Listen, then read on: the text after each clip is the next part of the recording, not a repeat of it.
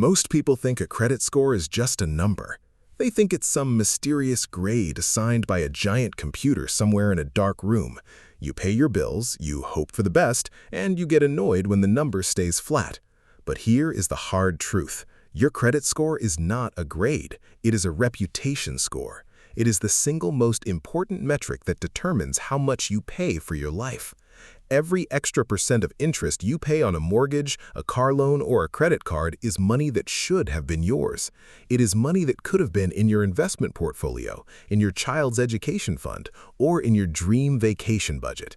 If you are stuck in the mid-600s, you are literally paying a middle-class tax simply because you haven't mastered the invisible rules of the game. Today, we are going to tear down the wall between you and an elite credit score. We are going to look at the silent killers that are holding you back, mistakes that look harmless but are silently eating away at your financial freedom. Let's start with the most common trap, utilization. This is the one that destroys even the most disciplined people. You have a $10,000 limit and you spend $3,000. You pay it off in full every single month. You feel like a winner. But behind the scenes, the banks are reporting that $3,000 balance to the credit bureaus before you even have a chance to pay it off.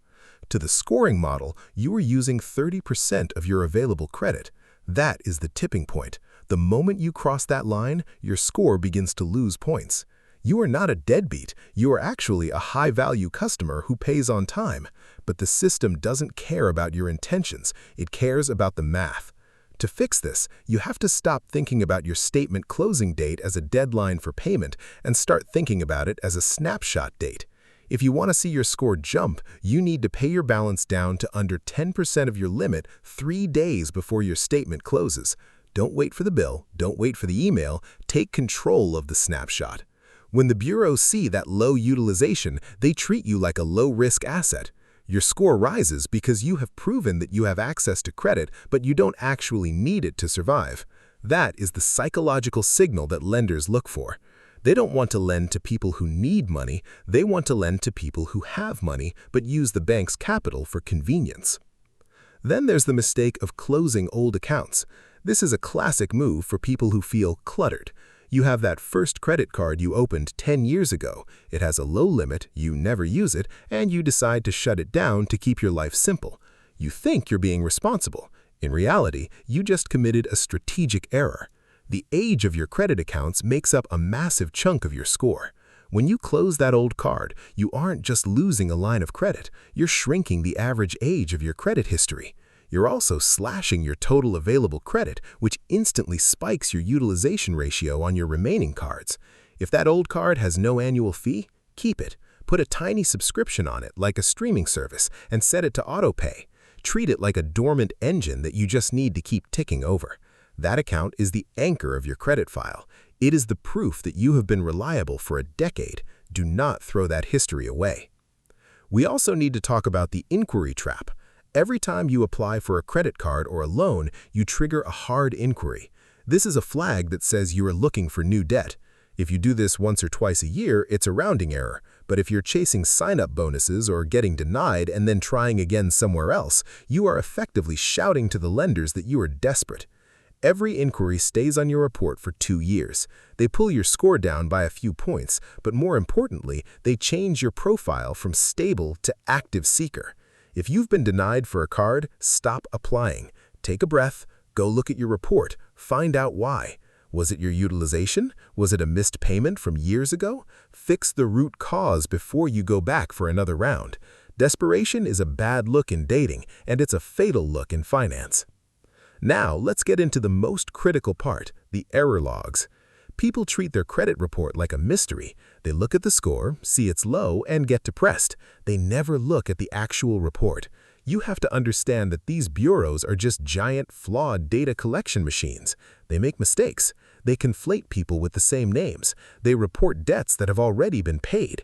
They include accounts that were settled years ago. If there is a single late payment marked on your file that you actually paid on time, you are losing massive amounts of points every single month for a mistake that is not yours. You are entitled to a free report from the 3 major bureaus. Pull them. Go line by line. If you see something that looks wrong, you have the right to dispute it. And here's the secret that most people miss. The burden of proof is on the lender. If they cannot verify that the debt is yours or that the late payment was accurate within 30 days, they are legally required to remove it. You don't need a fancy lawyer to do this. You just need to be diligent, organized, and persistent. So, how do you actually structure your life for a perfect score? First, automate the minimums. Even if you're a math genius who plans to pay the full balance every month, you must automate the minimum payment. A technical glitch, a bank holiday, or a simple lapse in memory can cause you to miss a due date. One single 30-day late payment can drop an excellent score by 100 points. It's not worth the risk. Set the auto pay for the minimum so that even if the world falls apart, your payment history remains perfect. Then use your logic to manage the rest. Think about your credit like a professional athlete thinks about their performance. It's not about the grand gestures, it's about the daily maintenance. It's about not overextending yourself. It's about keeping your records clean. Most people will never reach an 800-plus score because they think it's a race. They try to apply for the best cards, they try to move money around, they try to outsmart the system. The people who hit the elite tier are the ones who are boring. They've had the same accounts for years. They have utilization that sits consistently at 5 or 6%. They don't apply for credit unless it aligns with a long-term goal. They're not looking for a quick bump. They're looking for a lifetime of low interest rates. If you are currently in a position where your score is low, do not panic. The system is designed to favor those who change their habits. If you start paying your balances early, if you stop closing your old accounts, and if you start disputing the errors, you will see movement. It won't happen in a week, it will happen in a cycle. Credit reports update every 30 days. If you make these changes today, you will see a shift in your next statement cycle. After 6 months, you will be in a completely different category. After a year, you will be invisible to the risk models that hold back the average person. Your financial future is built on trust. That's all a credit score is. It's the bank's way of saying, we trust this person to pay us back. When you become the person who is never late, who doesn't use more than they have, and who keeps their accounts stable, that trust becomes your most valuable asset. It allows you to leverage debt to build wealth rather than using debt to survive. You get better terms on business loans, you get better rates on property. You get the leverage that separates the people who work for money from the people who make money work for them. So stop looking for the magic hack. Stop looking for the secret card that will solve all your problems. The secret is in the discipline. It's in the monthly routine of paying down the balance, keeping the accounts open, and watching the report for errors. You have all the tools you need right now. You just need to apply the logic consistently. Take the next 30 days, look at your utilization, look at your reports, clean up the mess, set the auto pay, and let the math do the work for you.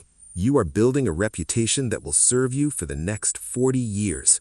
Do not rush it, do not cut corners, just be the person that the bank is happy to bet on. That is how you win this game.